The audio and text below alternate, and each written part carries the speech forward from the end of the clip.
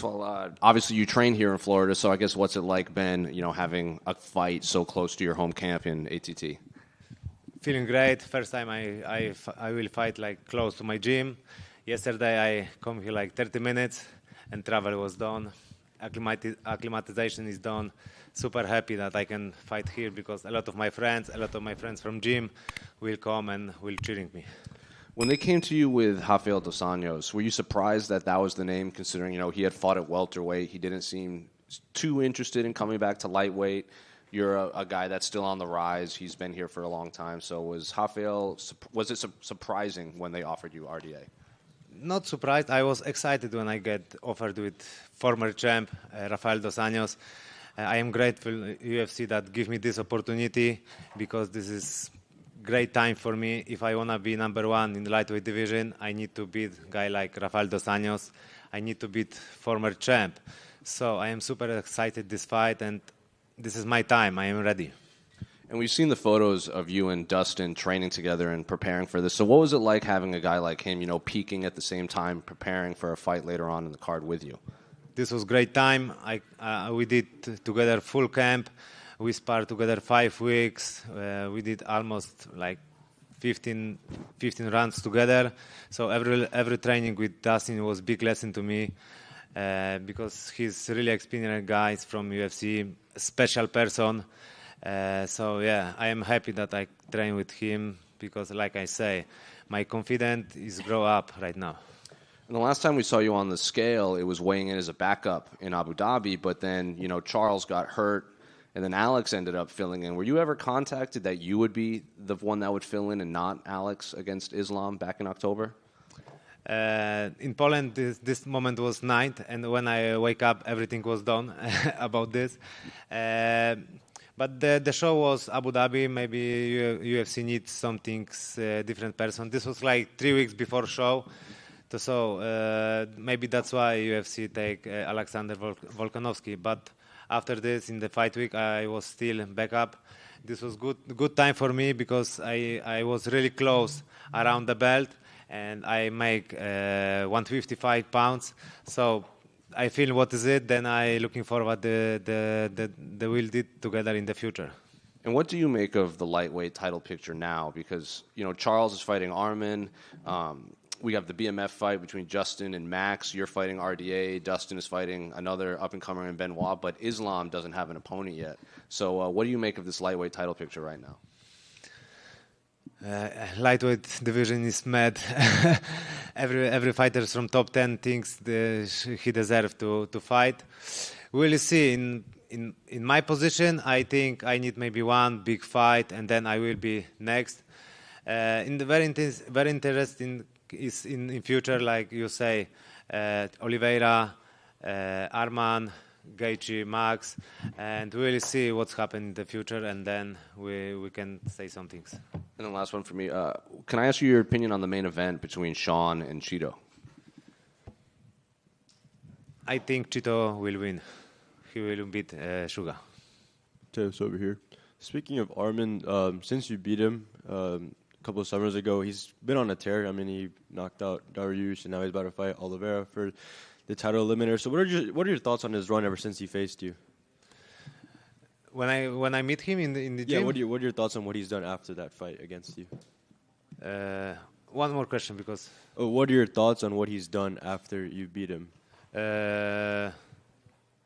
But when I beat RDA or Tsarukyan. Yeah. When I beat Tsarukyan, I have offered with Dariush, and this was my big change. If I passed him, then I maybe fight in the title. But I missed my change, and then next opportunity have Arman. Then he beat Dariush. But in my opinion, this was lucky punch. The next fight, if he will fight with Dariush, the fight will be a lot different. We'll see how we'll see the fight with Charles Oliveira, but I think he submit him. Last time we spoke to you at a media day ahead of your fight against Fiziev, you were fresh off doing LASIK surgery for your eyes. So kind of want to ask you, how is that now? How are you doing with that now, and how is it as a fighter? How's the transition like, This was great idea. I did surgery 1 year ago, and this changed my life, because I don't need glasses, and I see everything. in the life, during the training. So great ideas. How hard was it to fight, like when you had glasses and you had to take them off for a fight?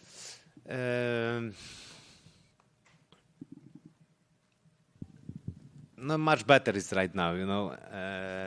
I don't. When I have glasses, when I take out, so I didn't see it good, very good. But right now, when I wake up or go to training, then I see like 100%. Mateusz right here. You know, we just kind of touched on it. The lightweight division is kind of wild right now. A lot of big fights coming up. The title eliminator. So does that motivate you to go out and try and make a statement this Saturday? Yeah, of course. Like my last fight with Fiziev was a bad situation, you know, because it was injury. I wish quick recovery to Fiziev, but right now I wanna show my best skills. I accept that RDA will be attack me, so there's gonna be a lot of action, a lot of scramble in the ground. I think this fight can be similar like fight versus Tsarukian. And I am happy that I can fight with like former champ, tough opponent, big test behind me, but I am ready. Like you said, RDA is a former champ, and there's been a lot of great lightweight champs, obviously BJ Penn, Frankie Edgar, Khabib, so on and so forth. I mean, where do you rank RDA as a champ in the division? Right, I think he's good place. Right, he's tough. Right, many years he's in the ranking. It's hard to say where he can be because like every fighter from top 10, top 15 is similar style, you know. Thank you. Does Joanna Jędrzejczyk, your teammate, come back? I know that she's been training at American Top Team. Do you think she comes out for retirement? I don't know. This is decision to Joanna, but I don't think so. She's a great person. She did everything in the sport, and in my opinion, she need to enjoy in his life right now. Thank you. Thank you. Let me ask guys something for Polish fans. Mateusz, przede wszystkim przesyłam z Polski. Wielkie słowa wsparcia, cała Polska trzyma za ciebie kciuki. Chciałem zapytać, bo to są twoje słowa. Zmiany są dobre, zmiany prowadzą do dobrych rzeczy. A co zmienił Mateusz Gamrot w tych przygotowaniach? I need to say Polish? Or... Yeah, you can say in Polish. Dziękuję bardzo wszystkim fanom za wsparcie, że jesteście ze mną i wspieracie mnie w moich przygotowaniach. Bardzo mocno to odczuwam. Co zmieniłem? Zawsze bardzo ciężko trenuję, ale z każdym rokiem mam coraz większą świadomość i jestem bardziej doświadczonym zawodnikiem. Ten camp był naprawdę jeden z cięższych w moich przygotowaniach. Poprawiłem swoje błędy, mam coraz większą pewność siebie w stójce, mam bardziej stabilną pozycję, cięższe ciosy i jestem gotowy na każdą ewentualność z Dos Anjosem. To też twoje słowa. Nie wiem, czy ta walka nie będzie przełomowa. Co miałeś na myśli? Miałem na myśli bardziej ochocze wymiany w stójce, bardziej ochoczą walkę na nogach. Spodziewam się wszystkiego, że będzie dużo zapasów, będzie dużo parterów, ale też nie będę się bał wymieniać z nim ciosów w parterze. Tak jak starałem się powiedzieć po angielsku, dużą pewność siebie dała mi w sparingi z Dustinem Poirierem. Tak teraz myślę, że będę mógł to pokazać i tą walką chcę udowodnić, że liczę się w rozgrywce o pas mistrzowski. Ostatnie pytanie właśnie o Dustina. Według ciebie to może rzeczywiście być jego ostatnia walka w karierze? Wszystko w zależności jak się potoczy jego walka w sobotę w nocy. Ja przewiduję tutaj knockout na zawodniku z Francji. Decyzja należy do niego, więc nie chciałbym się tu wychylać z opinią. Bardzo dziękuję jeszcze raz na koniec. Od wszystkich kibiców w Polsce. Wszystkiego dobrego. Powodzenia. Bardzo dziękuję. Another fight week, another young up-and-coming fighter for you. So I'm curious, when they approached you with Mateusz Gamrot at lightweight, no less, what went through your minds when they asked you to drop back down and challenge another one of these guys that's on the rise? Yeah, I think it was when I spoke to my manager, to my coaches, and they loved the fight. It's a good matchup, and it will put me right back on that mix again. And I think I'm happy to be back, to be competing, and at lightweight, the division that I had most success on my career. And yeah, and it's a great fight for me. So when you did decide to drop back down to lightweight, was it specifically because they offered you Gamrot and he is highly ranked, or were there other matchups that you would have liked in that top 15 that would have also brought you down? Yeah, he was on one of the options. Gamrot has, he was at one point backup fighter for a title, and that's a good fight that could put me right back on that mix. Of course, there are other names that could make that drop again, but yeah, the reason it's I know my finish line is closer than my start line. But I'm still feeling in great spirit, great shape, and ready to make that drop again. That to 155. It's not that hard, not that easy to me, but I'm still committed to it and still want it. What do you make of Gamrot's skill set in there? I think he's a European ADCC champion. He was a champion before he got to the UFC. So what do you make of his skills in there? Yeah, he's a good grappler and great wrestling skills too. I've been trained at B Team, Austin, Texas, and with the best grapplers in the world, and it's been helping a lot. It was good for me to dig back on my roots. Brazilian Jiu-Jitsu is it's my background, and it was good for me to go back and dig back on my roots again and train more ground game and train more wrestling. It was a good challenge for me. And what do you make of the state of the lightweight division now? Because you have guys like you and Dustin and Charles. They're fighting these guys like Armin and Gamrot and Benoit Saint-Denis. Michael Chandler's waiting for Connor. Patty's all of a sudden very popular too. So what do you make of this 155-pound division right now from when you last left? Yeah, a lot of new blood, a lot of new guys, and my goal is keep winning my fights, and I believe back on the days, I was thinking of myself, like back on the days when I won a championship belt, I kind of forgot about, I said, I'm not going to put my focus on the belt and keep winning my fights, keep having good performance. And I have the same mindset right now.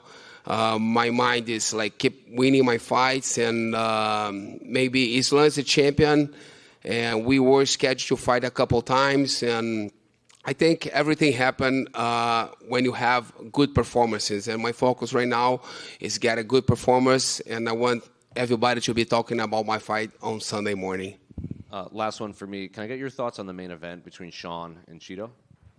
I believe Chito going to win. I'm cheering for him, former training partner, and it's going to be a good fight. I think it's going to be a decision, but Chito going to win. Well, over here. It's like the first time we don't see you in a main event or co-main event slot in a long time. Curtis Blades was in here earlier, and he said he actually prefers to fight earlier on a preliminary card. So is that something you even think about or care about, or is that just extra stuff for you? No, really. I'm getting paid the same. Nothing's going to change for me. And it's going to be good that I'm going to go back to the locker room and get rinse off and watch some good fights. And, nothing new. RDA right here. You've called for the Connor fight a couple of times over the years, and he came out yesterday and said he wants Chandler and then Diaz, close together, but he's getting kind of frustrated. Do you think he is going to come back and fight again? I believe so. Connor reached some levels on his career that he don't really need to fight. He make money somewhere else, and he got some big fights on his career. But I think eventually he's going to come back and fight. And I think Nate Diaz trilogy could be it too, because they 1-on-1, I think. But yeah, I believe he's going to come back and fight again. And at 39, I know you're going to get asked a lot about retirement and how much longer you're going to do this. And I'm just curious, is it just a matter of listening to your body, or are there other factors that play into the consideration of how long you keep competing? Not just listening to my body, listening to your body, but also how are you performing? And I look at my fights, my previous fights, and I still performing well. I'm still going distance with bigger guys and younger guys, and still training well. And as long as I'm around and able to train and performing well, I'm going to keep doing it. Thank you. Just one more for Rafael. Obviously, you said you're at the later stages of your career, so I'm curious, are you looking at big names, or are you just looking for competitive matchups or styles that you specifically like here at lightweight? Yeah, I think since I'm not getting any big names right now, like Gamrot's a big name, but he's not a star. He's not a UFC star. And I'm just happy to be able to provide to my family and keep competing. And I think having good performances, big fights will come. Who would you consider a star in this division outside of Conor and the champion? I believe Charles Oliveira is a big star. Dustin Poirier is a big star. Justin Gaethje too, and that's a bunch of guys on this division. Benoit, safe to say this is the biggest fight of your career to date. I guess, does it feel any different to you knowing that you're going to be stepping in the cage with Dustin Poirier for 5 rounds on Saturday? No, not especially, because if I don't win my previous fight, I don't get this one. So every fight of my life is the most important one. I guess the last year or so, you've really built in popularity. You've picked up a lot of wins. Do you feel like this is going to be really your breakthrough moment to really become a star and a household name? It's one more step, a very tough one, and I'm happy I'm getting this one. And I'm expecting a tough fight. I have been well prepared. I'm expecting to have a tough and enjoyable moments in the octagon. And after your last fight, you mentioned the potential of you fighting Dustin Poirier was a fight that you wanted. Were you surprised when it came around to you that the UFC was on board, he was on board, that it all came together? Yeah, negotiation in the top 15 is always difficult. It goes through a lot of process. I have a very good manager in the person of Guillaume Pelletier, who is doing a great job. He worked hard with the UFC. I got this fight. Now I can do my job. It's fighting. There was that day that Dustin tweeted kind of indicating that he wasn't going to fight. From your perspective, can you kind of take me through what was going on in your mind? Were you afraid that it was going to fall through? What was your day like that day? No, I just had at the beginning suspicions that he was injured, but it was not the case. So there were no doubt in my mind that except negotiation from his part with the UFC, there was nothing there to be afraid of. So I was an happy man that it solved itself very fast. And I guess, can you kind of just break down the matchup a little bit for me? I mean, we've seen Dustin fight so many times. It seems like every time somebody steps in there with him, it's a bit of a dogfight, and that's what you're known for as well. So do you see any possibility that this isn't going to be kind of an all-out war until somebody drops? No, I think if everybody here liked the Chandler-Poirier fight, I think you will like the Saint-Denis-Poirier fight. Thanks. Over here. Given that Dustin has fought pretty much the best of the best at lightweight, I think it caught a lot of people off guard that you were the betting favorite in this fight. Why do you think the odds makers like your chances against Dustin? I don't care about odds too much. 8 months ago, I was a very underdog against Mofim, like 1 against 3 or something like that. The odds, it doesn't mean anything. To me, it's just going to be a good fight, and he's ready, he's tough. I did my job as well, so I'm just expecting a tough fight. Then obviously your last fight, you fought a guy from New York, in New York, and now you're fighting Dustin, who trains here in Florida. Are you expecting another hostile crowd when you make the walk on Saturday? Yeah, of course. And then obviously your countryman Cedric Doumbé fights tomorrow in France, and then you fight Saturday in your biggest fight. So I guess, do you kind of view this as a big moment in French MMA, considering you two seem to be 2 of the biggest stars from your country competing in MMA? Who are you talking about? Doumbé fights tomorrow, and then you fight Saturday in the same week, and you were both in these big events. Yeah, it's good. French MMA is getting huge. A lot of excitement around MMA in France globally. So very happy to be here at this period of time and to showcase my skills. Over here. Kind of going along with that question, I know you were asked about who can potentially be the face of French MMA. So do you think how your fight and Doumbe's fights go respectively, the face of French MMA can be decided this week? There is not one face. There is a couple of faces. It will be very poor in terms of skills and density if there was only one face. I think if you ask this question to the US guys, they will have a couple of faces. So being part of French history, French MMA is of course something I'm enjoying, and those two fights are important for the storytelling of our country history with MMA. And I know Oliveira versus Saryukin is booked as like the #1 contender fight at UFC 300, but Islam has been looking for a new challenger. So if everything goes your way, how do you match yourself up against Islam Makhachev? I never go through a fight when I haven't done my mission, but of course it's all excitement. It's all excitement, and if I'm victorious, there will be things that are going to be done. Benoit right here. People are now talking about you in the same breath as Justin Gaethje and Dustin Poirier as this all-action kind of ultra-violent fighter. What does that kind of accolade mean to you? I mean, you are all here for that.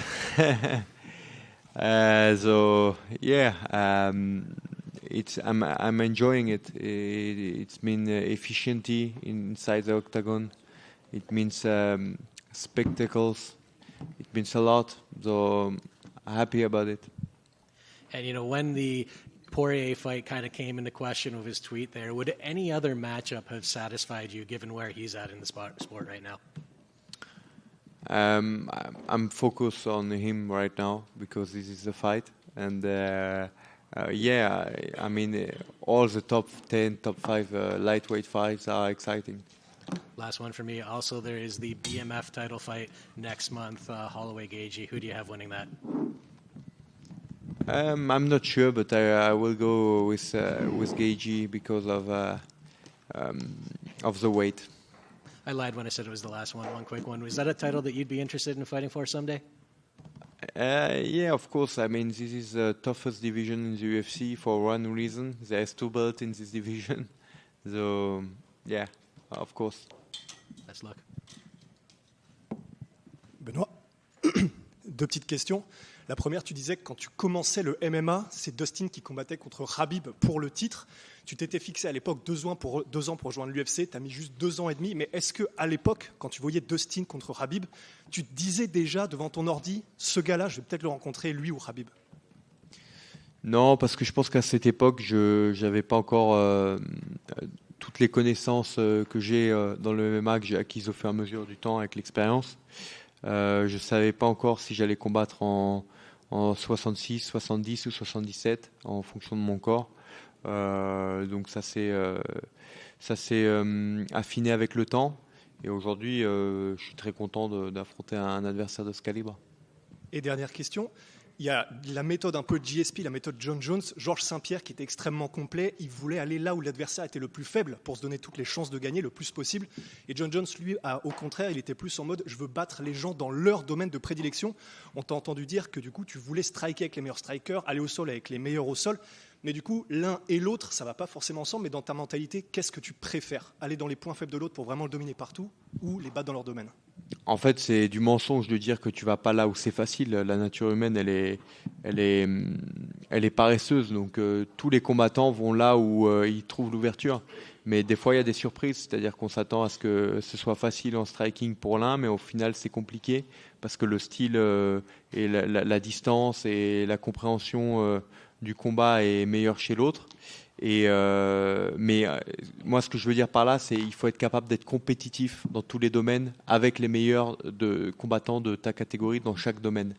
C'est-à-dire qu'il faut être capable de faire 1 ou 2 rounds de striking full avec les meilleurs strikers de la division, parce que tu n'es pas à l'abri de ne pas pouvoir les amener au sol, ou inversement, il faut être capable de lutter avec les meilleurs lutteurs, peut-être pas les battre sur 5 rounds dans leur domaine de prédilection, même si c'est l'objectif ultime. On veut l'excellence, on veut aller chercher le meilleur du meilleur, être la meilleure version de soi-même et être le meilleur partout. Mais c'est rarement le cas, voire c'est jamais le cas. Donc on va toujours dans le domaine où l'autre est le plus faible, mais il faut être capable de rivaliser avec n'importe qui dans chaque domaine. Et pardon, toute dernière question. On a entendu des combattants qui ont travaillé avec Daniel Voirin dire que tu es obligé d'être un guerrier si tu veux travailler avec Daniel Voirin. Comment est-ce que ça se passe du coup pendant la semaine du combat? C'est quoi? C'est une mentalité? C'est quelque chose que vous partagez et qui fait que du coup vous allez à la guerre ensemble? Est-ce que tu peux parler un peu de ce lien? C'est surtout la méthode d'entraînement et sa vision du combat dans l'octogone qui est vachement orientée vers les dégâts et le finish. Mais les dégâts et la domination en général. Donc Daniel, c'est un style de coach qui va rechercher ça plus qu'autre chose. Donc forcément, ça donne du spectacle. Merci. Hello, Benoit, over here. Hi.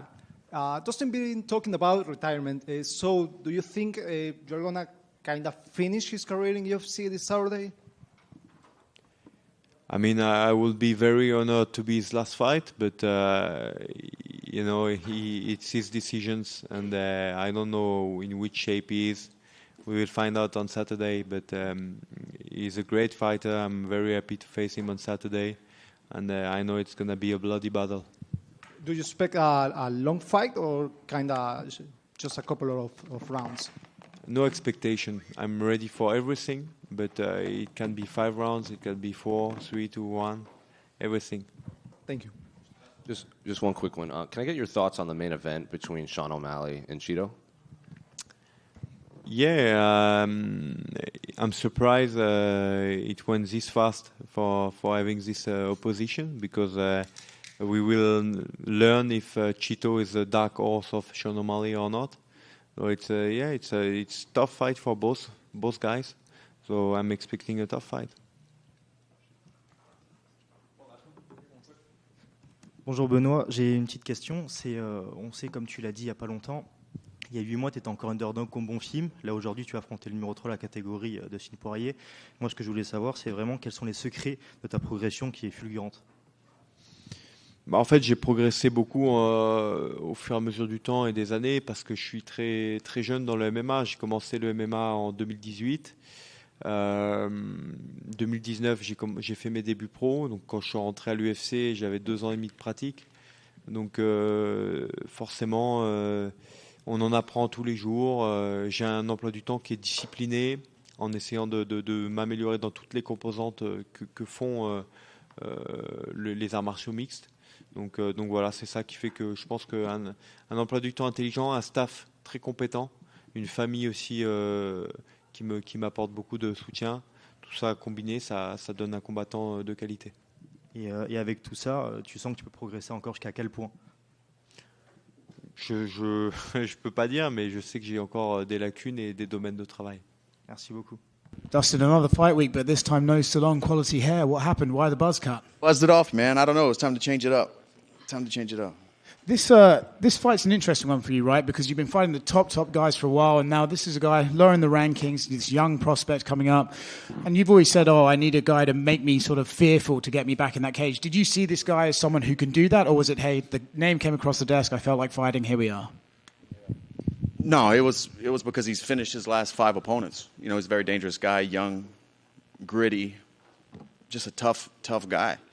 And he's earned his shot to crack into the top of the division. I respect what we do, and that's just how it goes. Yeah. When you look at things I don't know if you need any motivation necessarily, but do you look at it as like, he's a guy who called for me. He wanted to test himself against someone like me, and it's up to me to let him know that you're nearly there, but not quite yet. I'm still at the top.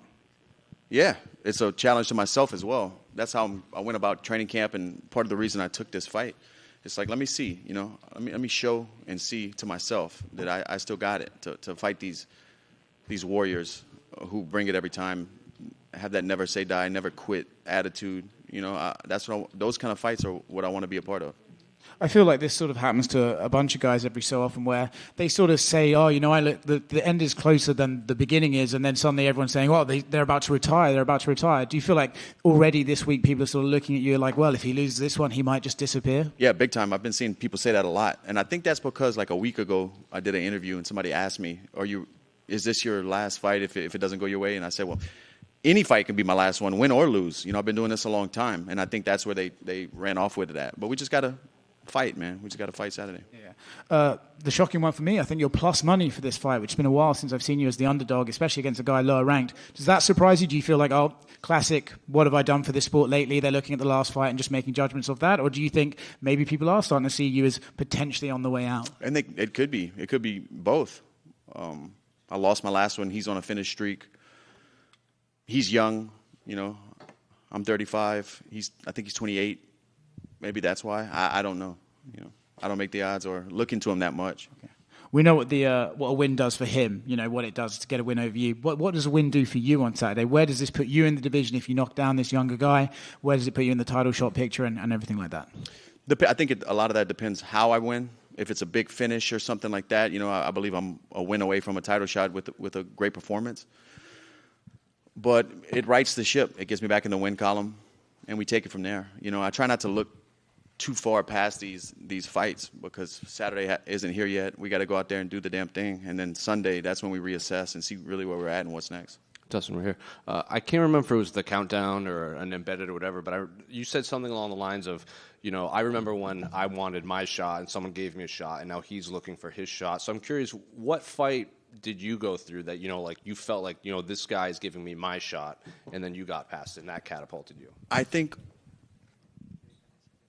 if I had to pinpoint one moment, it might have been when I fought Eddie Alvarez in Dallas. He was a former world champion.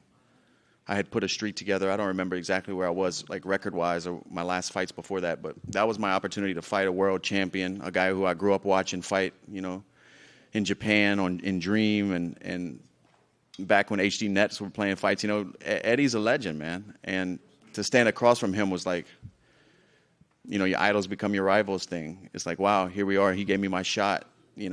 This legend of the sport gave me my shot. And from that, I think it was just up. Bigger fights, bigger names for me. So do you think that he'll go through something like that standing opposite of you? Because, you are a name that he wanted to fight specifically. Right. I don't know. I don't know what's going on between his ears, but we'll see. Everybody's different. I'm curious, what do you make of this? Like, there's a lot of lightweight fights coming up, but it does seem like a lot of like you, RDA, Charles, like you're fighting this new generation of fighters. Like RDA's fighting your teammate Gamrot, and Charles is fighting Armin. So what do you make of this like kind of old guard of lightweight, kind of drawing the line in the sand against these up and coming guys? It's great to see. It keeps the sport moving, and that's just the way this goes. That's the nature of what we do. Father Time. Just last one for me. Can I get your thoughts on the main event between Sean and Cheeto? Yeah, that's an exciting fight, man. I know Sean is the favorite by the odds makers, but it's a coin toss for me, because Cheeto did beat him. I don't care what anybody says, and I'm a fan of both guys. I'm excited to watch the fight. I actually do have one more. You fought a lot of like international opponents. Like you fought Habib, you fought Charles, and normally when you fight a guy like that's that popular from a country, like their fans can kind of, they lash out at you, not because they dislike you, but you're fighting their guy. Benoit seems incredibly popular in French. So I'm curious, how have the French fans received you and treated you since, this fight was announced? Oh man, since the fight was announced, it's like my Twitter and Instagram is like full of French fans, like, and I understand. Root for your guy, man. Dustin, over here. Just real quick. A few weeks ago, you kind of spooked us, saying that this bout was off, but then it was shortly, I guess, back on. Can you explain to us what happened then? Just some miscommunication. I don't want to really get into it, but just some miscommunication. We got it all figured out. Got it. And you mentioned if you get a big win on Saturday, you're probably one more fight away from fighting for the belt. But aside from the belt, is there any sort of side quests or any things that you like to cross off from your bucket list, MMA, before it's all said and done? Side missions? Yep. No, the Undisputed World Championship is like the last thing I really want to do in this sport. I've I feel like I've done a lot, you know, not being boastful or anything, but I've been fighting a long time. This is my 30th fight in the UFC. You know, I've come up short. I've been victorious. It's been a long journey. I'm thankful, dude. I'm in like a place where I'm content with everything. I'm happy with who I am and the career I've had and being able to provide for my family the way I have. And just, it's been beautiful, man. That's the fight journey. And what's beautiful about it to me is I've been fighting for 17 years and I've been surrounded by so many guys with the same dreams and even with the same work ethic. And, you know, they get out of this sport broken and broke, you know, and beat up and I'm just thankful, man. Yeah, for sure. And as you mentioned, like this sport is tough. And in many ways, you know, you're a winner. You've stuck around for a long time, been at the highest level, made good money. Have you ever thought about an exit plan? Not trying to retire or anything. You're looking great. But have you ever thought about what your exit from MMA looks like? Man, since I started making real money in fighting, I've been, you know, slowly putting that together. You know, I have so much stuff going on outside of the octagon, businesses that I'm part of, that I own. You know, just a lot. I'm involved in a lot of things outside of fighting, so that's been there for me. You know, it's not like I'm fighting because I need this check. I'm fighting because I need to fight for me. So that's already there. Yeah. And just a couple more. About a year ago or so, we spoke, and you told me that 170 was likely going to be a thing that you would try. Is that still in your mind, like 170 pounds at some point, even if it's like a one-off fight? I'm not sure, man. These guys are big at 170. You know, I'm in the training room with them on a daily basis, and this training camp has been the lightest I've been in a bunch of fights. You know, so I don't think I'm big enough to fight those guys. I can make that. I would show up like ready weight, you know, 170. I would get in the cage at 172, 173. These guys would be, you know how big welterweights get, 24 hours, man. Yeah. And lastly, at 145 pounds, Ilia Topuria knocked out Alexander Volkanovski, and he's kind of teased about potentially going up to 155. You've had that trajectory of being, you know, a top dog at 145 and then moving to 155 and having that success. So I just wanted to get your thoughts on Ilia Topuria's finish, and what would you think of him at 155? Man, brutal. I mean, we all know that he possessed those skills and he could do that, but to see it happen to Volkanovski that way was crazy, man, because Volk's a legend. You know, when I made, not saying that Volk's done by any means, but when I made that switch, I was still young in my career, so I had a lot to grow on and kind of build into that frame and continue my skill set, you know, to see a guy go up in weight. I'm sure he'll have success, but it's just a different scenario, you know. We'll see. Dustin, right here. Just to follow up. Just to follow up on that, the tweet you made in the miscommunication, Gilbert Burns came out and said Dustin got paid. Is there any financial angle to that communication, or was it something else entirely?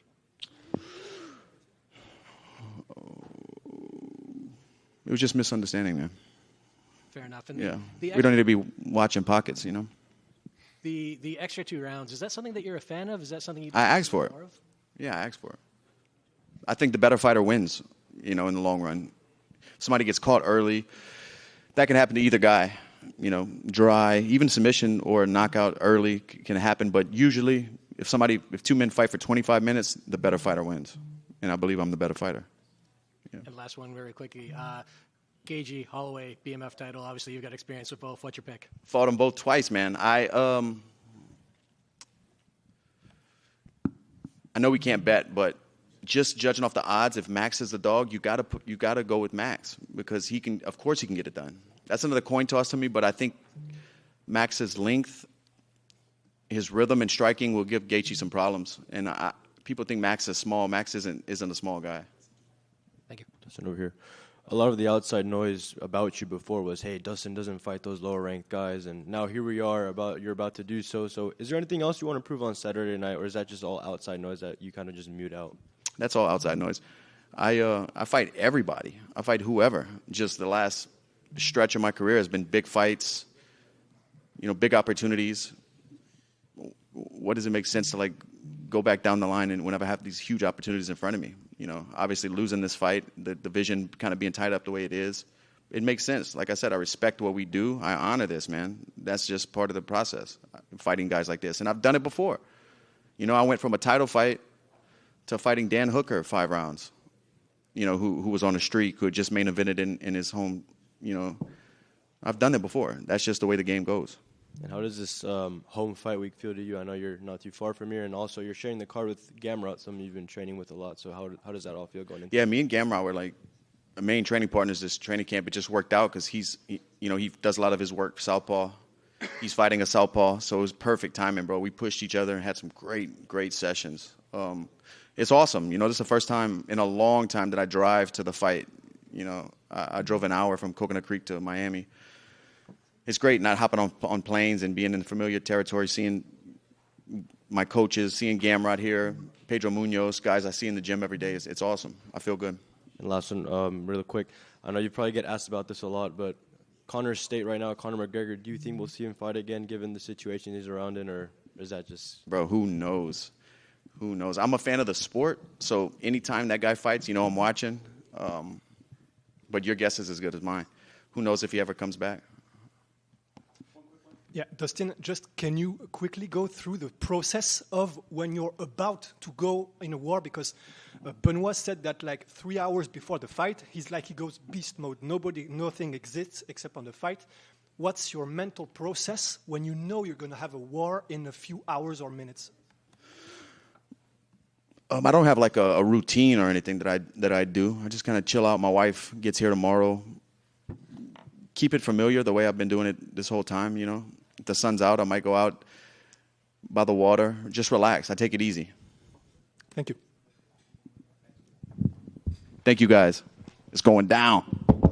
Kevin, last time we were here in Miami talking to you, it ended up being a good fight week for you in the end. So I guess how's fight week been and training camp been preparing for Michael Venom Page here in Miami? It's been pretty good. Can't complain. I like it. Miami's cool. Obviously, the last time you prepared for a high-level karate stylistic fighter was Wonderboy. Didn't end up going your way. Did you kind of take anything from that camp that you could bring into this camp to prepare for MVP? The camp was good. The camp was solid. I didn't have Suge there, so that was a little different. I have Suge at this one. He's a juggernaut. It's always nice to have him there. I probably took more away from the fight than the camp. Just don't break your hand.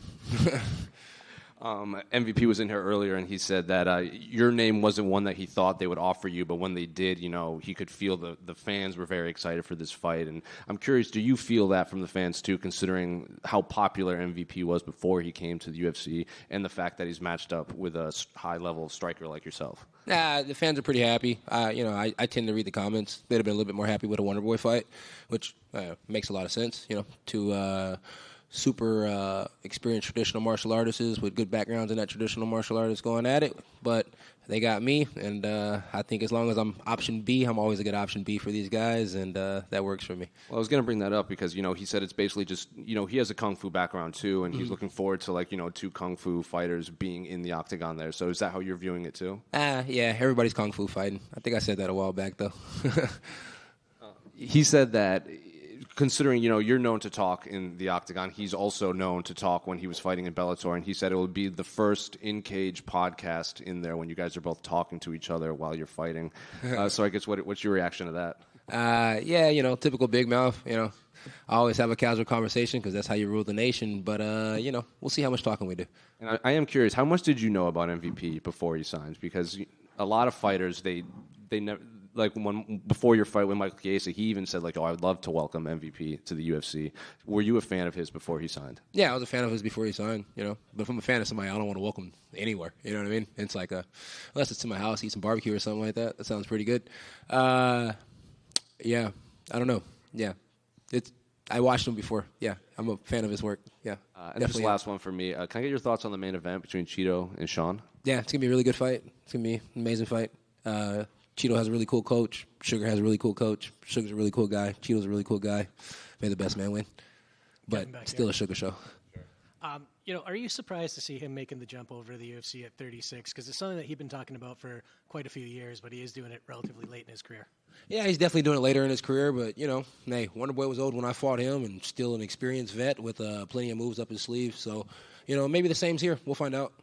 And then how much extra motivation is it just to play spoiler to that, supposed big debut?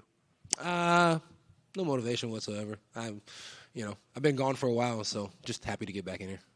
And last one, I asked him about this as well, but initially when this fight kind of broke, it was on the board when Dana was interviewed with the Nelk Boys or something on a board. Was that a date that was ever offered to you, or? The original date was like way back in what, January? Yeah. Yeah, that was offered to me. I'm a rather sooner than later guy, and seems like I'm fighting a little bit later than sooner on this one. And like I kind of put online one day, it's a free body. It doesn't really move you anywhere in the rankings. Doesn't really do anything. Doesn't give you a bonus or anything like that. It's just a free body. And if you know me, I kind of like free bodies. Kevin, right here to your right. You fought Stephen Thompson, so obviously you're familiar with the kind of karate style. But MVP kind of does those weird things where he's dancing, he's putting his hands down. I guess kind of what do you make of that? And was there anything different in preparation you had to do to prepare for something like that? Nah, you kind of don't really ever change up anything in preparation when you're fighting a guy like that. You can bring in some karate guys; they're never really going to mimic exactly what you want. I did hit at Raymond Daniels, and shout out to him because he was like him and MVP go back, and he wasn't going to cross that line. So props to him. One hell of a martial artist. No real big changes. Same old same. If my right hand lands, it lands. If my left hand lands, it lands. In Miami, when my left hand lands, it lands nice and it lands nasty. And then I still have some other tricks that I can pull out too. When he does those things, do you feel like it's more of a distraction? Is it more of a mental thing, kind of to distract his opponent, or do you feel like there is some actual technique involved in setting up his... Yeah, he's been fighting like that for a long time. And usually when he does it, he usually slaps somebody right across the cheeks. So hopefully when he does it, I slap him first. Coming over here. I don't know if you've made it clear about your stance on the belt, but I am curious. On your Instagram, it says, I'll be king before I'm done. So what are you referring towards in that sentence? You know what? When I wrote that, I was probably selling never mind. Let's switch it. Okay, I'll switch it to a bit of a more fun one. You mentioned Kung Fu fighting. Kung Fu Panda 4 drops while you're here. Are you going to make time for that one? No. I'll probably wait until I get home, watch it with the kids. Awesome. And one last one. Your good friend Jamal Hill, he's headlining UFC 300 Yeah. next pay-per-view. So what was your reaction when you saw that he was going to headline against Alex Pereira? Oh, man. Yeah, it's, anytime you fight Alex Pereira, I'm like, oh, shit. So instantly called him, was like, bro, right off the surgery, that's fucking wild. He's like, yeah. I'm like, man, my kind of guy. Let's go get it. Do your thing, brother. You guys go out there and have fun. So props to Jamal Hill. He's going to go out there and hopefully grab another world title, and I think that'd be fucking amazing because I don't think he got a chance to show you guys what he could really do last time when he grabbed that belt. So it'd be great to see him go on a run. I have one more, but ever since you've made your way into the UFC, you've kind of become a fan favorite in every single place you go to. Every arena, it seems like you get a good roar. So what do you make of that? Is that something you even care about? I mean, the fans appreciate it. Oh, yeah, of course. I definitely care about that. It's better be loved than hated, right? And they say you collect more bees with honey or something like that than vinegar. So, yeah, it's always great to have people to like you, and it's always great to be loved. Nobody wants to be hated and stuff like that. So, yeah, I think it's freaking amazing to be able to go places and to put smiles on faces instead of frowns on faces. So, hopefully Saturday night we put the biggest smile of them all. Kevin, one more right here. Usually when fighters face someone with a big following internationally, their fellow countrymen will kind of, go after the opponent. So I'm curious, has the UK fans been kind to you at all leading into this fight? Because they can be pretty vocal when you're fighting their favorite fighters. Yeah, you know what? When I was fighting some of these other guys from different places, they tend to come pretty hard. But kind of like my man over here said, I've kind of got a good relationship with everybody. And, they've been pretty nice. And I think they know this boy's been living in Texas for a long time, and he shouldn't have a problem catching a snake. Michael, welcome. How was your first fight week as a UFC fighter? How's it been, the experience and everything? Yeah, there's it's been amazing, man. Just getting to know the team. Team over here is just so organized, so on point, so welcoming, so hospitable, so helpful. It's good. It really just feels like I've just been signed to a new football team and just getting all the facilities. Everything is just done at top tier level, so professional. So yeah, I'm excited, man. I'm happy to be here. Has that brought any extra nerves? I mean, you're such a veteran that you've been around for so long and have experienced so much, but it is something new, right? Yeah, it's a new experience, but I embrace new experiences. I always say I love being a student. And learning new things, and so that's how I feel. It just feels like I'm just experiencing new things. I'm just soaking it all in, and come Saturday, I get to release all that energy. And you've talked about how being in the UFC was a dream of yours for quite some time. So I'm sure that you daydreamed a lot of one day transitioning and joining the UFC. When you who did you envision yourself fighting? Is Kevin Holland the guy that was on your radar and somebody you wanted to fight? Nah, not really. As in at that point, it was just a case of just being here. You know, when you're visualizing it, when you're visualizing being in the cage, it's more just me, the crowd, what I'm doing, my finishes and how my entrances and all that kind of stuff. The opponent doesn't mean anything because all I'm trying to do is manifest all the good points of it, and whoever get kicked in the face on the way, it doesn't matter. And what are your goals joining this promotion? Is it the belt? Is it just having fun, super fights? What is your goal now that you're in the UFC? I don't do things just to make up numbers. So we're here for the belt. I'm here to get the bling. So getting to the top is key, which is why I start with somebody or the likes of Kevin Holland. It needs to be that type of challenge. There's no point. I don't have time to be trying to build myself up, and I don't need to. And that was a conversation I had, with the UFC. They were, equally in agreement of that, and I think they've shown their intentions by giving me Kevin Holland first. Lastly, what does the path to the title look like for you? A big, entertaining knockout, and maybe another spectacular knockout, and then the belt. Michael, Kevin's known as a bit of a showman, as are you. In a way, is this sort of the perfect starting platform for you, right? If you go in there and he talks a bit of shit to you and you can talk some shit back, get the knockout, that propels you in a way that like Michael Chandler got propelled by Dan Hooker. Are you sort of looking at this like that? Yeah, I keep telling everybody I feel like we're going to have the first live in-cage podcast of me and him talking. But, it's such a great fight. I think for so many different reasons. He loves to strike. I love to strike. His entertainment fact, he loves to talk. I love to kick people in the face. It just works. He does like to strike, and we've seen him make some deals in the past about staying on the feet and cutting out the grappling. Do you kind of feel like he might make that deal with you or no? He is definitely not going to make that deal. I think he's had a taste of that style already. And, I don't think he's going to want to use as many of his attributes as possible to make sure he wins this fight. In a way, though, if he does do that to you and you get to stop that and still get the victory, that shows the UFC fans that, hey, like, I'm not just this flashy guy getting strikes. I can do MMA. No, of course. And but the thing is, for me, I don't, and I've never cared to prove anything to anybody. I know what I do. I have to do it in training every single day. And the fact that people think I go to an MMA gym and only train kickboxing is wild to me, considering I'm doing MMA. I'm where I'm so superior in my striking. It does feel like everything else is miles behind, but it's slowly catching up. Last one for me, for the people who might not know, how big would you versus Leon Edwards, English versus English, be for the world title? Stadium type big. This is what I mean, and it's just so good for the UK. It's so good for inspiring more talented fighters in future coming from that side of the world. I'm just going to keep manifesting. I'm going to keep putting it out there, and we're going to make it happen. Right here next to you. Kind of going off of that, I know a lot of people want to see you in the UFC before, but given the state of UK MMA now with Tom and Patty and Molly and now you and Leon, is now the perfect time to kind of join the UFC, considering like that part of the world is seemingly never been better? Yeah, 100%. And this is why I say I think things just happen for a reason. I'm a big believer, and everything happens for a reason. And everyone's like, I felt like you should have been here years before and this and that. No. It happens for a reason. And as you say, look at the state of the UK MMA now. It's just a perfect time to add an explosive, exciting, very good-looking guy. I know you had a few things to say about the UFC gloves, but have you had a chance to actually get into the octagon? Because in Bellator, there's not a lot of corners. You can't really corner a guy in there in the circle. Mm-hmm. Yeah, so I've actually been in the cage. The cage is fine. The canvas is unbelievable. It's amazing.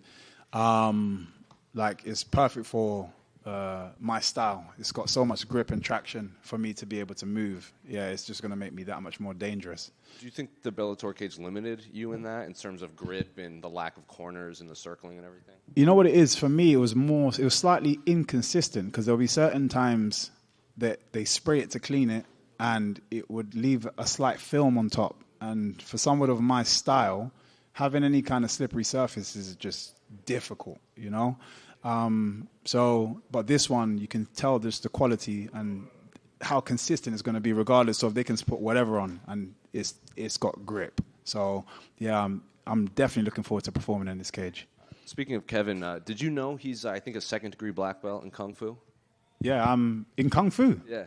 Like, well, when they introduce him, he goes, Bruce Buffer goes, he's a Kung Fu fighter fighting out of so-and-so. He's a Kung Fu fighter. So here's my understanding, because I started in Lao Ga Kung Fu. Yeah. We have sashes, not belts. I don't think it's second degree something. Oh, okay. Because if he said that, then he's lying to you. This is someone else saying. Okay. He does have a background in Kung Fu. Okay, no, that's cool, man. It's good to see two Kung Fu, opponents kind of collide. It reminds me of I don't know if you've seen this film, Twin Warriors, or it's called Tai Chi Masters, depending on what side of the world you get it. One of my favorites. It's a Jet Li movie, unbelievable. So yeah, we're two Twin Warriors. And then the last one for me. Can I get your thoughts on the main event between Sean and Cheeto? Man, it's a great fight, great storyline to it as well. Because obviously the first one is a bit controversial in terms of how it ended, but for me, O'Malley's just he's got something special that he just keeps, and he seems to be getting better and better and better. Obviously similar to myself, his timing and stuff, but also seeing his jiu-jitsu ability and stuff as well. Yeah, for me, I'd put my money on Sean O'Malley, but it's definitely a difficult fight. Michael, right here to your right.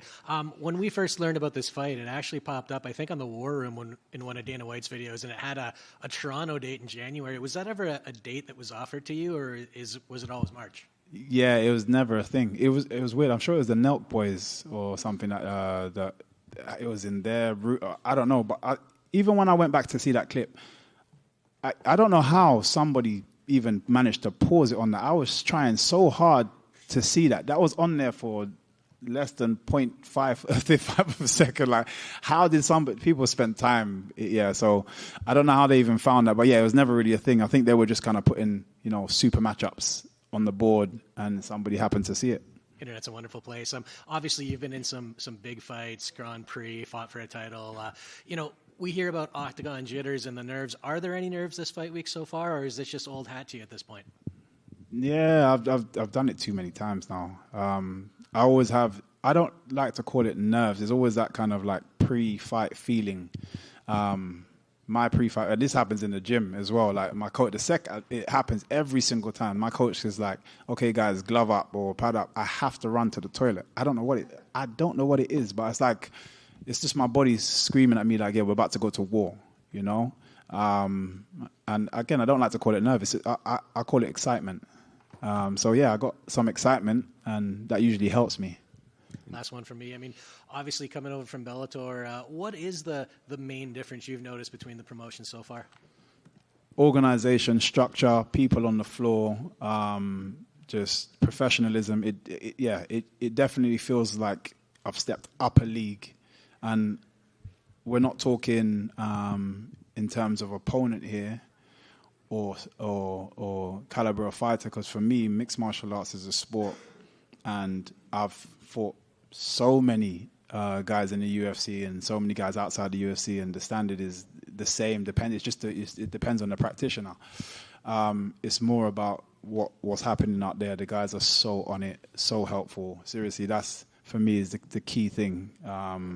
Even just having to make weight, and these guys sorting out your foods and your nutrition, and just it's just so helpful. And I'm so used to having to organize all that kind of stuff myself. Not having to think about that kind of thing, it really does play a massive part in your experience coming into a fight.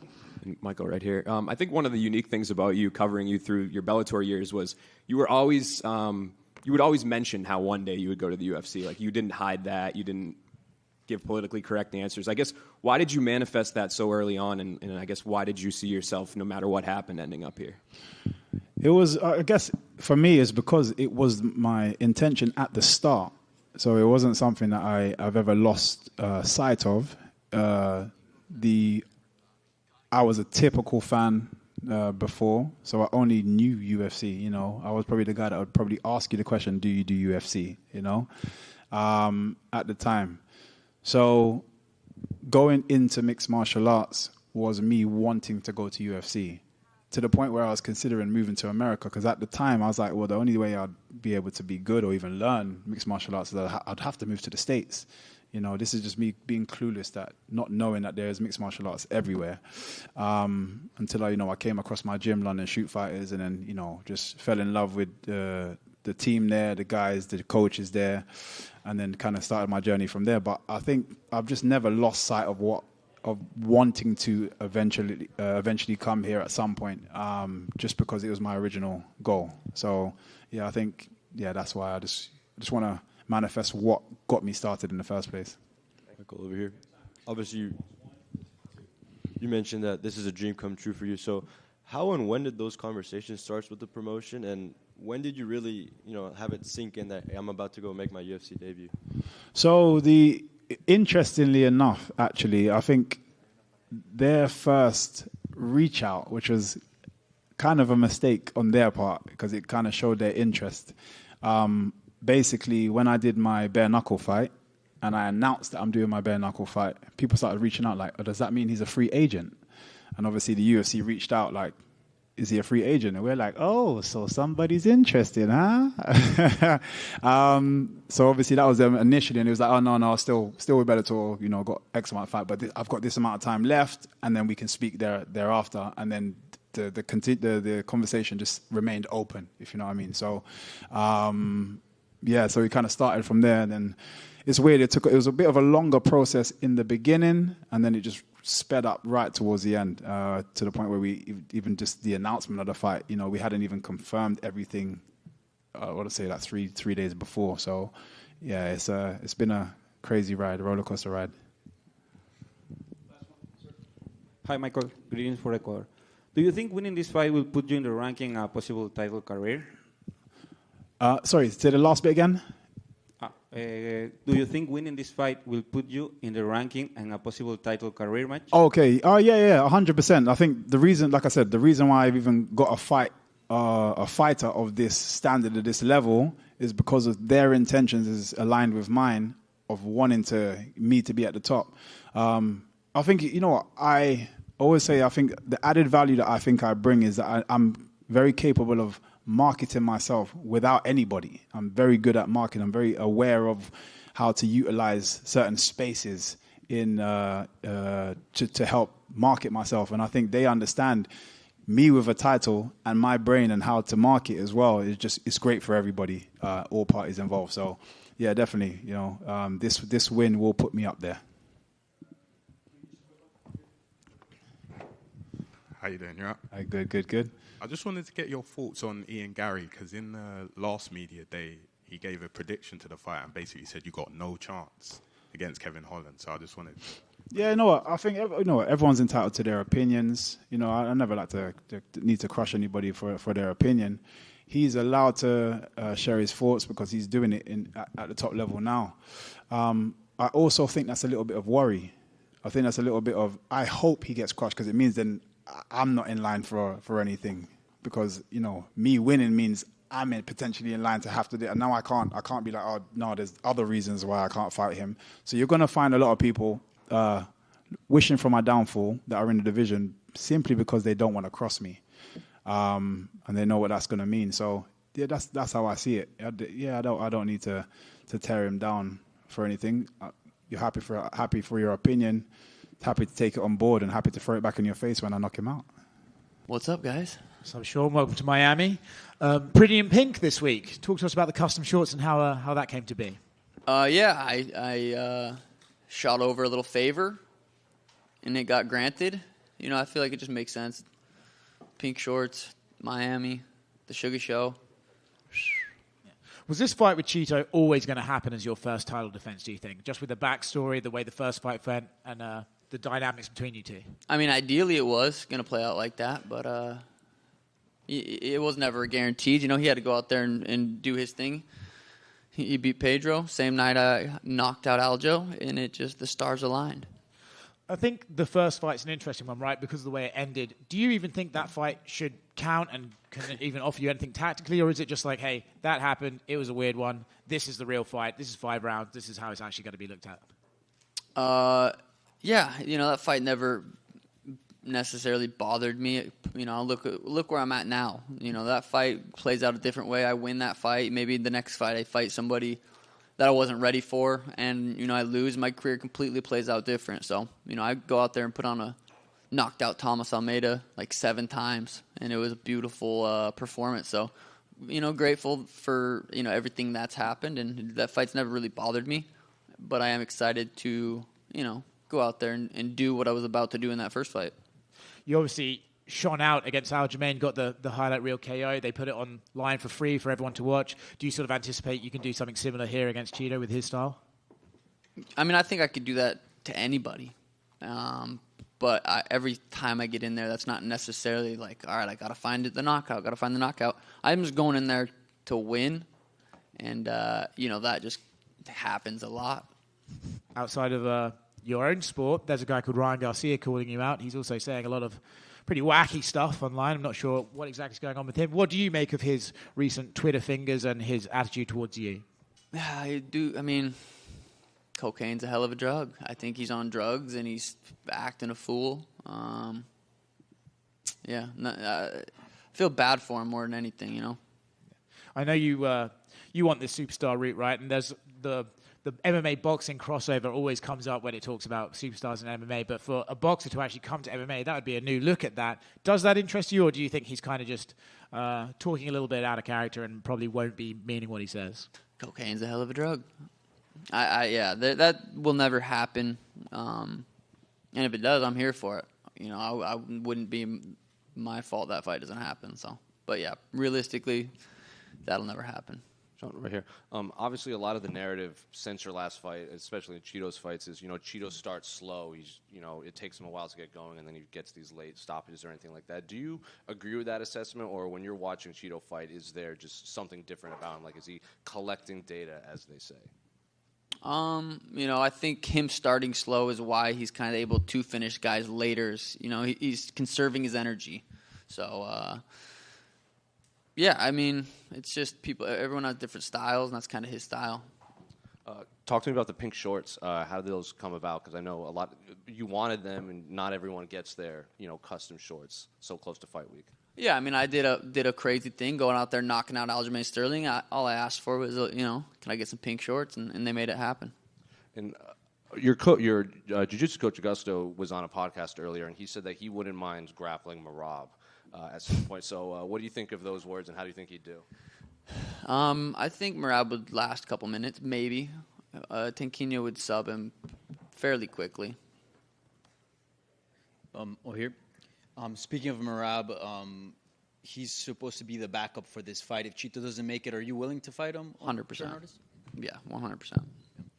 And talk to me about what a win over Cheeto would do for your career, because that's your only official loss, right? And we see some of the greats like GSP avenge losses and stuff like that.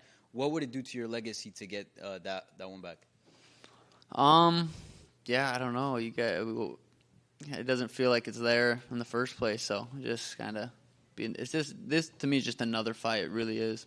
Yeah, and you've gone back and forth a bit on social media with Ilia Topuria.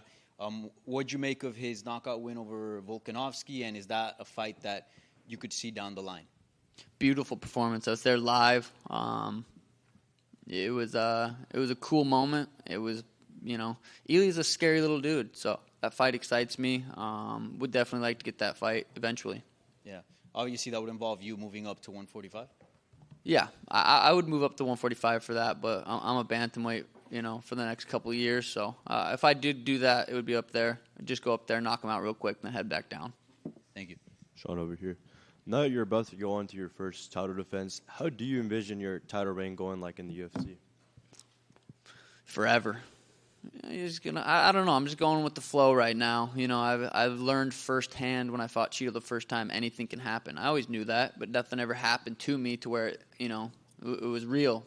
Anything could happen. I'm not looking past him, but for fun, you want to say, what happens in the next 5-10 years? I'd love to never lose. So But, it's going with the flow. And last time out in Boston, the crowd was strongly in your favor. This time out here in Miami, we know there's a huge Hispanic presence. How do you think the crowd will split on Saturday night? Yeah, that's a good question. I guess we'll have to wait and find out. I think it'll be fairly even. And do you see a world where you and Cheeto become friends after all this is settled? I'm not really running low on friends. I got a nice tight circle, so probably, if in another world we probably would have been buds. But we're in this world. He stinks. I'm great. We're not buds. Sean, right here. What did you make of Merab's performance? And I guess, do you feel like he is going to be the guy that's next for you? Yeah, and again, he had a great performance too. Henry didn't look great by any means, but Merab did what he does, and he almost gets knocked out and then wins. It was impressive. Very well could be next. I like having my options open, but yeah, he could be. I think a lot of people think he might be one of the more difficult stylistic matchups for you in the division. Do you agree with that, or do you think maybe you don't get enough credit in the grappling department? I thought Aljamain Sterling was the hardest matchup for me in the division, and put his lights out in 2 rounds. I think Merab's definitely up there as everybody in the top 10 is a challenge. No one's an easy fight. Cheeto's not an easy fight. So yeah, Merab's a tough fight. Cheeto's a tough fight. Elia's a tough fight. They're all tough fights. Hi, Sean, over here. Usually when fighters refer to each other during fight week, they leave the trash talk behind. And with that said, will you share with us your honest opinion about Cheeto? Yeah, we talked in the DMs a little bit on Instagram. Have you guys had him up here yet? Ask him what we talked about. See what he says. Do you care to share a prediction for the fight? Sleep in this man. Here. Sean, you usually don't recognize Cheeto's style and level. However, what got your attention in the fighting he had with Rob Font and Dominic Cruz, what do you think you have to take care in your second fight against Cheeto? I think I understood that. Yeah, he gets, Rob was kind of piecing him up. Cheeto was landing the bigger shots and doing way more damage. Dominic Cruz was piecing him up until he got kicked in the lips. So, he's durable. He's very, very tough. He's never been dropped. He's never been subbed. He's never been knocked out. So, I take that away from those fights. He's just very tough. If Cheeto wins you this Saturday in the Casella Center, would you recognize the 2-0? The what? The syrup? 2-0? Oh, 2-0. No, if he would have beat me, he would have beat me once. And that's simple. Thank you. Sean, over here, greetings from Ecuador. A lot of people in my country hate you because you put our color, our flag's color in your hair last time. Would you do it again? No, that was karma. That's why my fucking nerve got kicked. I was like, God damn it. I knew I shouldn't have done that. No. Okay. And, yeah. So another question. It seems like you are watching just in the future. You are talking about Ryan Garcia. You're talking about Ilia Topuria, but you haven't won this fight yet. What happens if you lose this Saturday? Then I don't get those fights. I've been saying it all week. I don't care to talk about that stuff right now. I'm focused on Cheeto. If I don't go beat Cheeto, none of those fights happen. So I'm focused on Cheeto.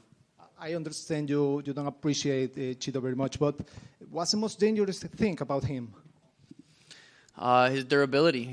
He's hard to put away. If you can't put him away, you better be able to go for 25 minutes. So I'm planning on a 25-minute war. Thank you so much. Timur.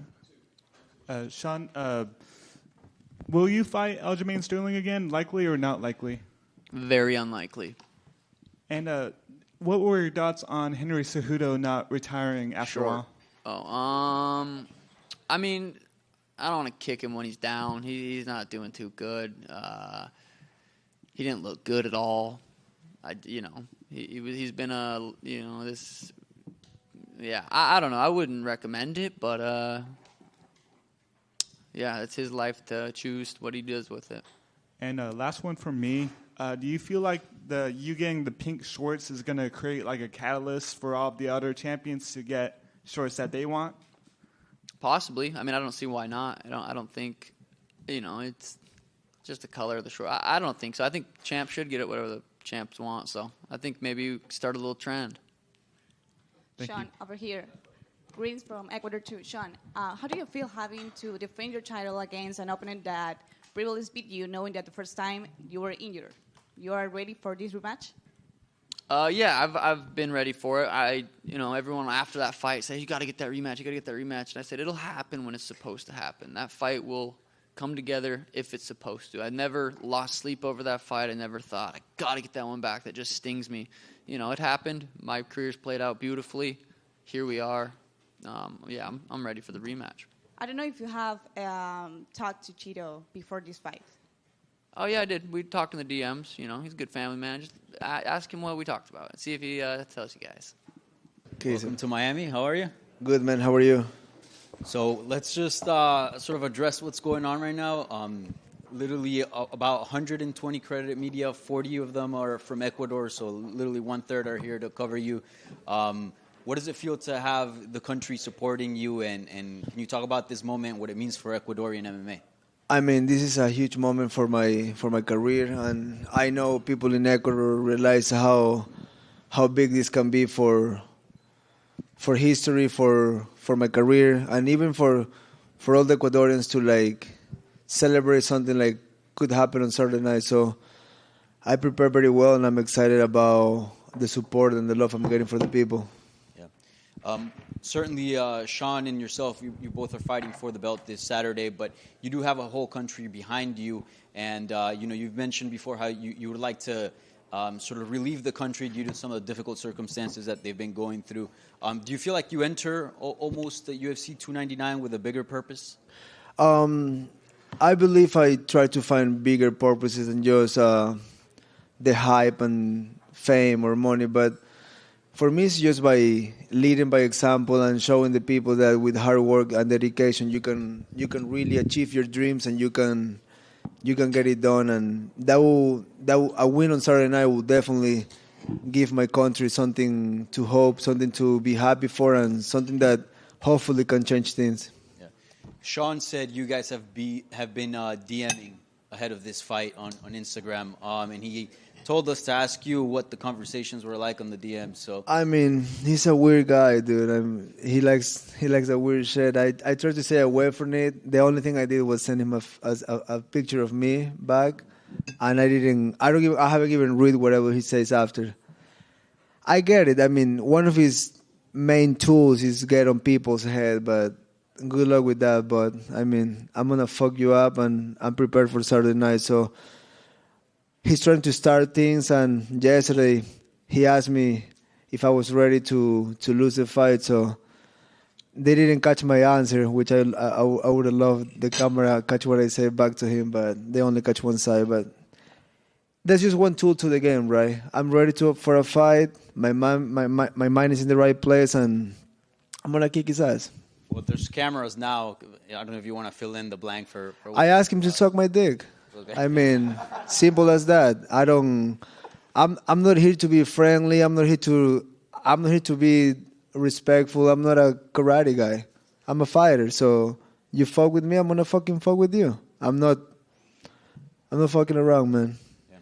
And lastly, I don't know if you've seen, but he's been beefing with Ryan Garcia. He's also gone back and forth with Ilia Topuria.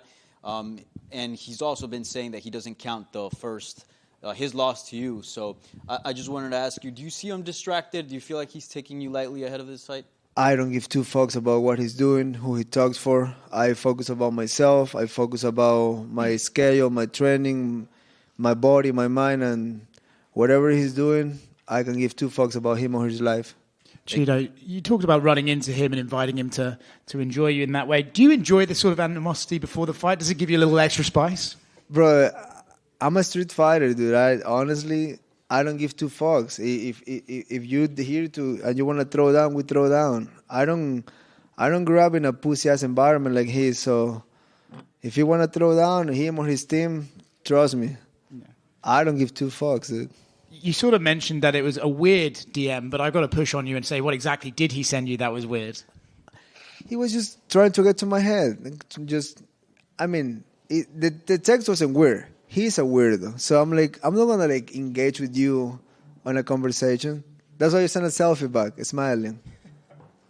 Do you, you talk about how he's a weird guy, but do you still respect his skills, right? He has shown that he's got some great striking. Of course. I mean, everybody in front of me, I'm not taking them lightly. I know I have never said it's going to be an easy fight. I have never said in the past I'm going to have an easy fight.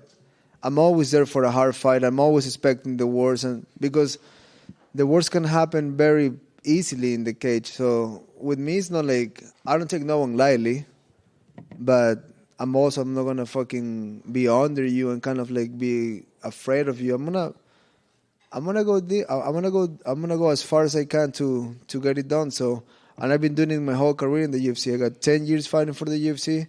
I have never been on a fight that I disappoint people.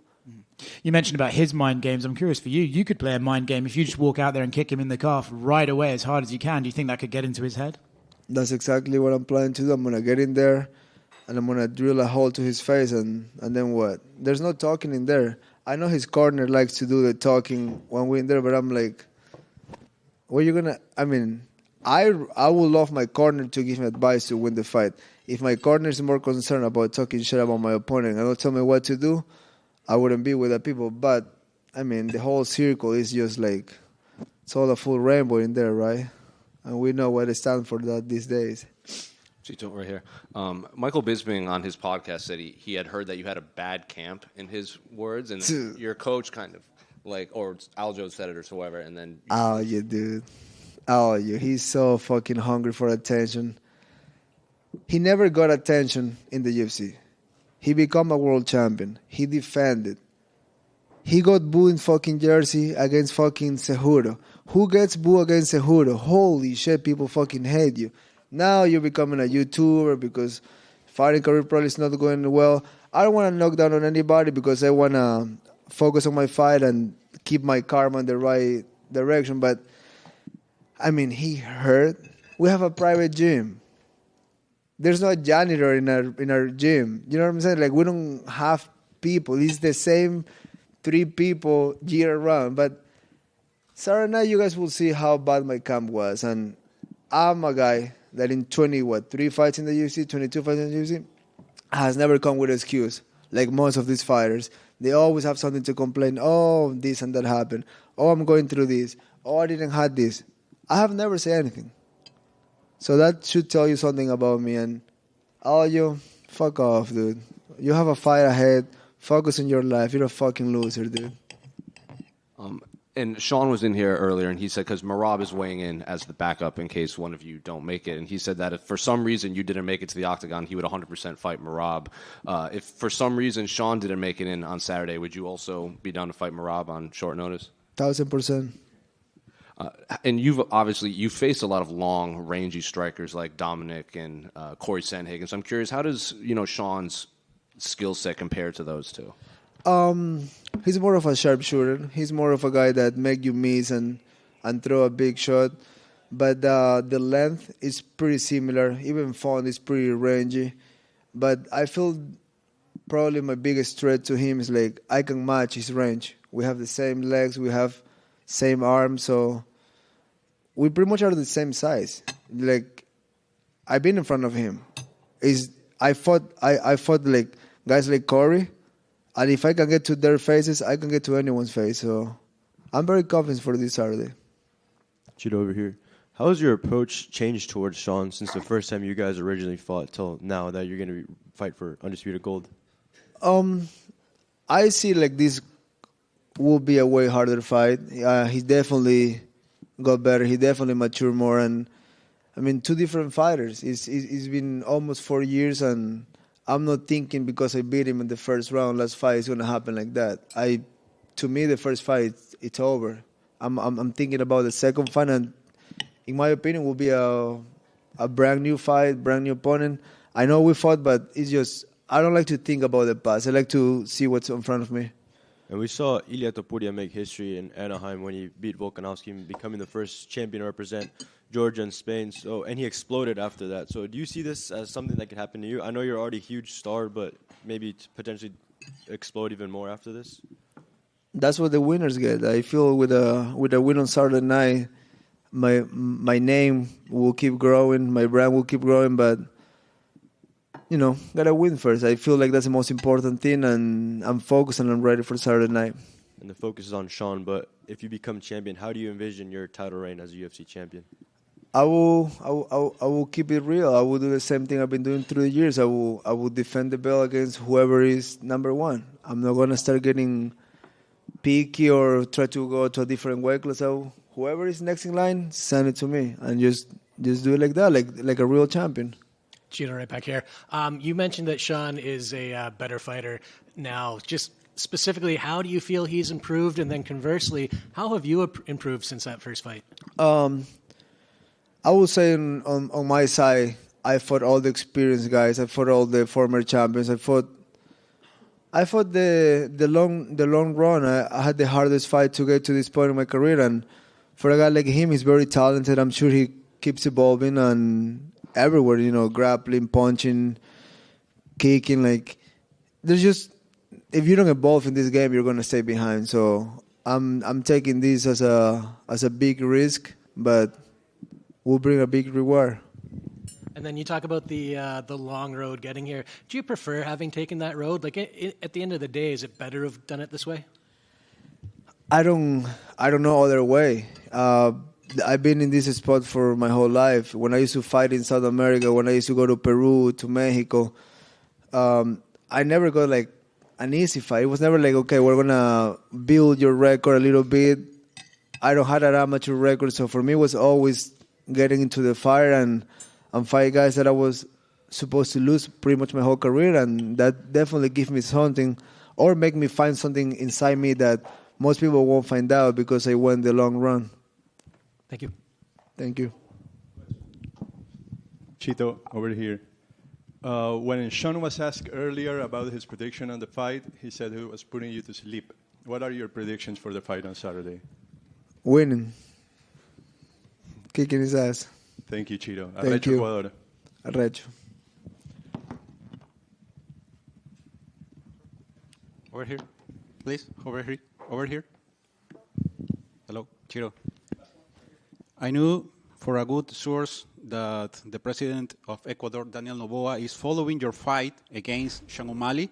Is it possible that he will go to the Casilla Center and sit next to the Dana White? It's very possible. It's a president of a country, so it will be easier to get him that type of seats. But I haven't talked to Daniel. Two, I gotta see if he's here first. Thank you, Chito. Thank you, guys.